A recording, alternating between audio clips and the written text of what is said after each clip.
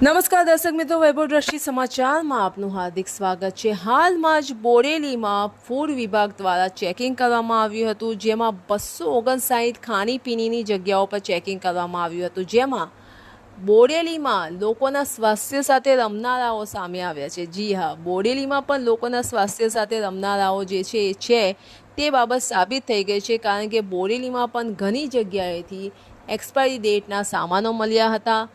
બોરેલીમાં ઘણી જગ્યાએથી અખાદ્ય પદાર્થો મળ્યા હતા, જે લોકોના સ્વાસ્થ્યને નુકસાન કરે।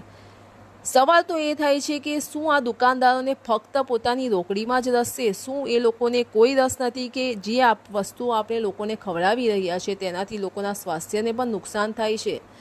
આવા દુકાનદારોને શું સામાન્ય દંડ અને કડક સૂચનો આપીને છોડી દેવા જોઈએ કે તેમની સામે સખ્ત પગલાં લેવા જોઈએ? આ એક બહુ મોટો પ્રશ્નાર્થ ચિહ્ન ઊભો થાય છે, કારણ કે જો તંત્ર દ્વારા કે આરોગ્ય વિભાગ દ્વારા આવા લોકોને, આવા દુકાનદારોને કે આવો સામાન વેચનારાઓને ફક્ત ને ફક્ત સામાન્ય દંડ કે એમને સૂચનો આપીને છોડી દેશો તો તેઓ વારંવાર આ વસ્તુ કરશે અને લોકોના સ્વાસ્થ્ય સાથે રમતા રહેશે।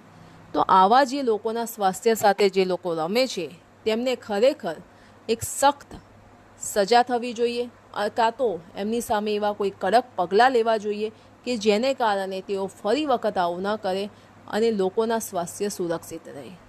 તમારું શું કહેવું છે આ બાબતમાં? તમે અમને કમેન્ટ બોક્સમાં કમેન્ટ કહીને જણાવી શકો છો। ધન્યવાદ।